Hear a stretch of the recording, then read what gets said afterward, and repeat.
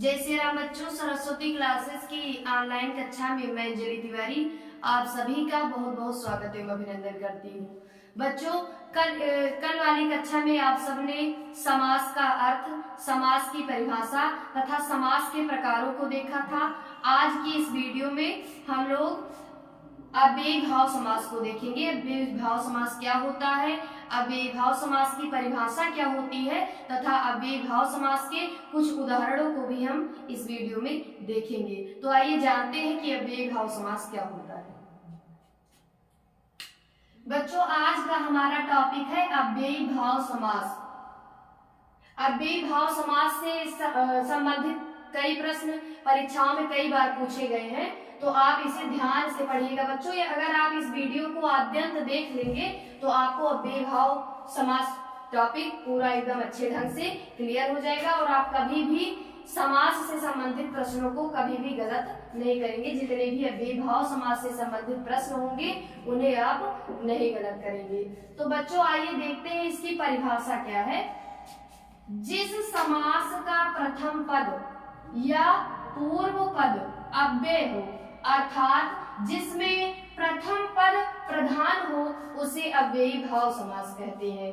अव्ययी भाव, पहले अव्ययी का मतलब बच्चों हम लोग जानते हैं कि क्या है, तो आगे वाली परिभाषा आपको आसान हो जाएगी समझने में। अव्ययी भाव बच्चों, मूल शब्द जो है वो है अव्यय। अव्यय, और बच्चों ये अव्यय कैसे बना है, तो आ प्लस व्यय से बना है।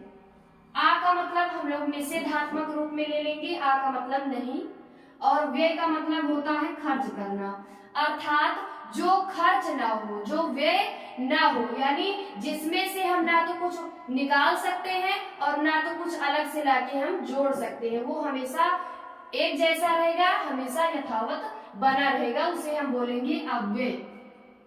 तो जिस समास का प्रथम पद यानी पहला पद, कल आपने बच्चों समास जब पढ़ा था तो मैंने आपको बताया था कि समस्त पद क्या होता है, सामासिक पद क्या होता है, पूर्व पद क्या होता है, उत्तर पद क्या होता है और समास विग्रह क्या होता है। तो यहाँ पे आया है बच्चों प्रथम पद।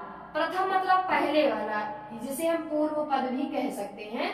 तो जिस समास का प्रथम पद यानी पूर्व पद या पहले वाला शब्द अव्यय हो, यानी जो व्यय ना हो, हमेशा एक जैसा बना रहे, अर्थात जिसमें प्रथम पद प्रधान हो, यानी पूर्व पद अव्यय भी होगा और उसी की प्रधानता होगी, तो उसे अव्ययी भाव समास कहते हैं। फिर से एक बार देखिए बच्चों, अव्यय, अव्ययी भाव समास यानी अव्यय। पहले हम अव्यय का मतलब जानेंगे। अव्यय दो शब्दों से, यानी अव्यय बना है आ प्लस व्यय से। आ का मतलब यानी नहीं से हम मतलब ले लेंगे निषेधात्मक रूप में, और व्यय का मतलब होता है खर्च करना, यानी जो कभी खर्च ना हो, अर्थात जिसमें से ना तो हम कुछ निकाल सकते हैं और ना तो कुछ शब्द हम जोड़ सकते हैं, वो हमेशा वैसे ही बना रहेगा, तो वो कहलाएगा बच्चों आपका अव्यय।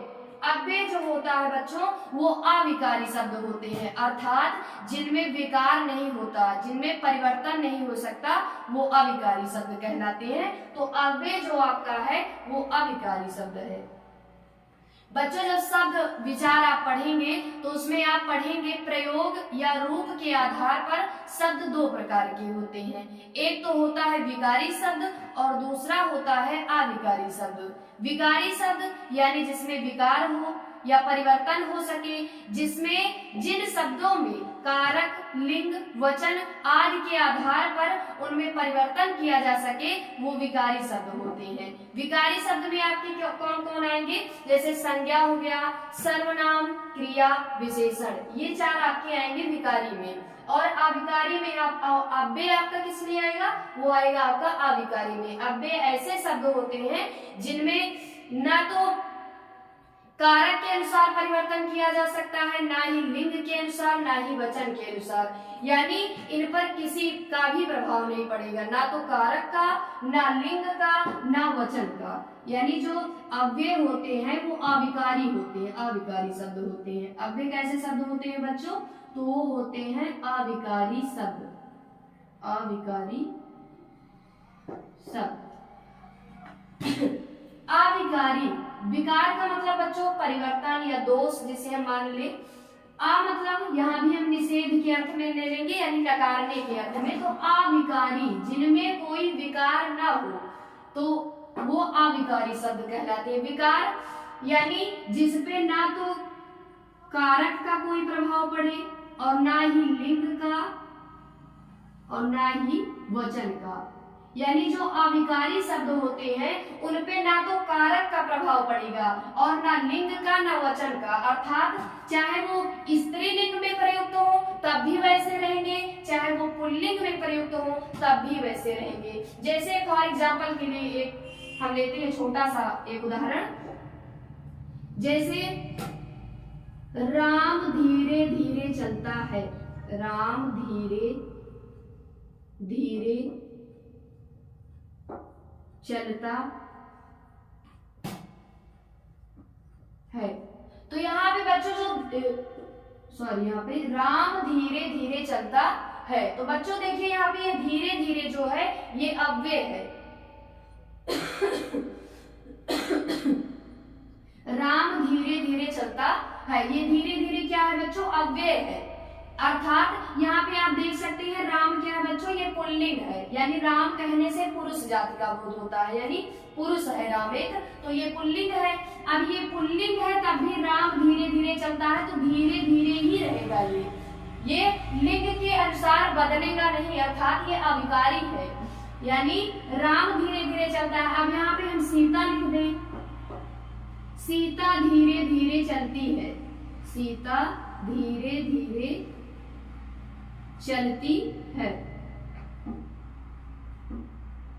तो बच्चों देखिए यहाँ पे लिंग तो परिवर्तित हो गया, लेकिन जो अव्यय है उसके ऊपर कोई प्रभाव नहीं पड़ा, वो बिल्कुल वैसे ही है जैसे पहले थे, यानी चाहे वो स्त्रीलिंग में हो या पुल्लिंग में हो, वो सदैव एक जैसे रहेंगे। उनमें ना तो कारक का कोई इफेक्ट पड़ेगा उनके ऊपर, ना तो लिंग का और ना ही वचन का।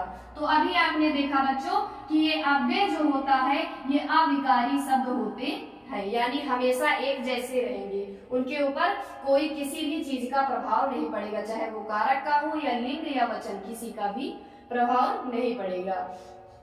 आइए बच्चों हम लोग एक उदाहरण लेते हैं। यहाँ पे ये ध्यान देना बच्चों आप लोग परिभाषा में कि अव्ययी भाव समास जो होता है उसमें पहला पद प्रधान होता है, यानी जो पूर्व पद प्रधान होता है वही अव्यय भी होता है, यानी जिस समास का प्रथम पद या पहला पद अव्यय हो और उसी की प्रधानता बताई जाए तो वहां पे अव्ययी भाव समास होता है। बच्चों ध्यान से बिल्कुल समझने का प्रयास करें ताकि परीक्षा में एक भी प्रश्न आपसे गलत ना हो और आपको पूरे अंक मिले। एक या दो प्रश्न लगभग आपकी परीक्षा में पूछा जाता है समास से संबंधित, तो अगर एक बार भी आपने इन सारी वीडियोस को देख लिया अच्छे ढंग से तो आप एक भी प्रश्न गलत नहीं करेंगे और पूरे मार्क्स आपको मिलेंगे उनमें।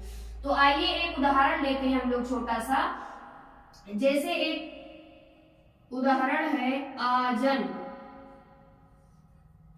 ये बच्चों है समस्त पद। मैंने बताया था जो परीक्षा में आपको शब्द दिया जाएगा समास विग्रह करने के लिए वो समस्त पद होगा। देखिए इस समस्त पद यानी जो जब दो या दो से अधिक पदों को मिलाकर जो एक नवीन शब्द बनता है वही क्या होता है बच्चों, समस्त पद होता है। तो यहाँ पे आप देख सकते हैं आजन्म जो है ये समस्त पद है। अब इसमें आ यानी जो पूर्व पद है वो अव्यय है, आ इसमें क्या है बच्चों, अव्यय है।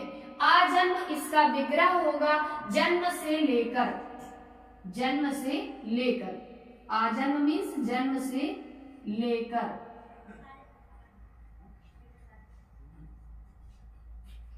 अगला उदाहरण ध्यान दें बच्चों, जैसे आजीवन। यहां भी बच्चों आ क्या है, अव्यय है। इसका विग्रह कैसे करेंगे हम लोग, तो आजीवन यानी जीवन पर्यंत, यानी जीवन भर, जीवन पर्यंत।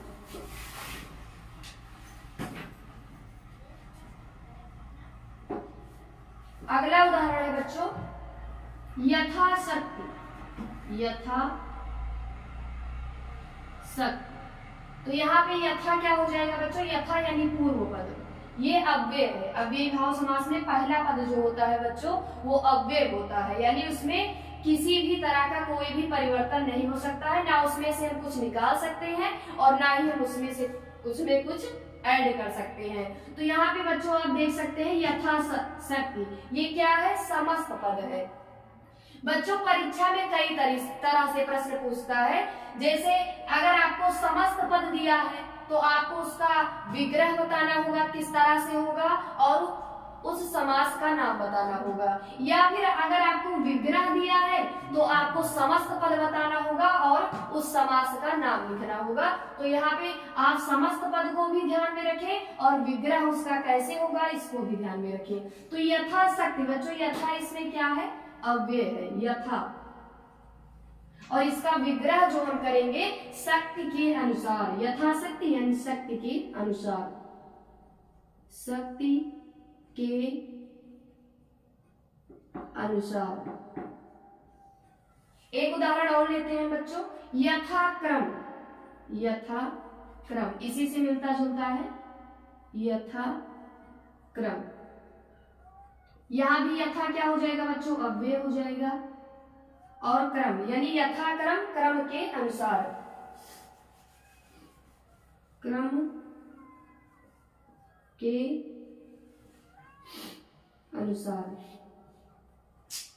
एक उदाहरण और देखिए बच्चों, जैसे है प्रत्येक,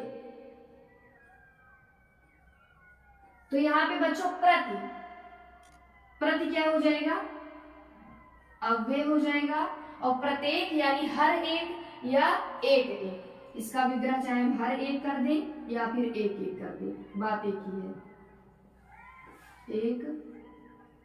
एक। तो बच्चों ये था आपका अव्ययी भाव समास। अब इसी तरह से ढेर सारे उदाहरणों को आप हल करें स्वयं से और अपना मूल्यांकन करें कि कितना आप अच्छे ढंग से कर पा रहे हैं उनको। और बच्चों जब हम अव्ययी भाव समास की हम आपको एक प्रश्नोत्तरी भी देंगे दूसरे वीडियो में, और ये था आपका अव्ययी भाव समास की परिभाषा और उसके उदाहरण। कल हम अगले समास की को लेकर आप लोगों के सम्मुख उपस्थित होंगे। तब तक के लिए जय श्री राम, जय जय श्री।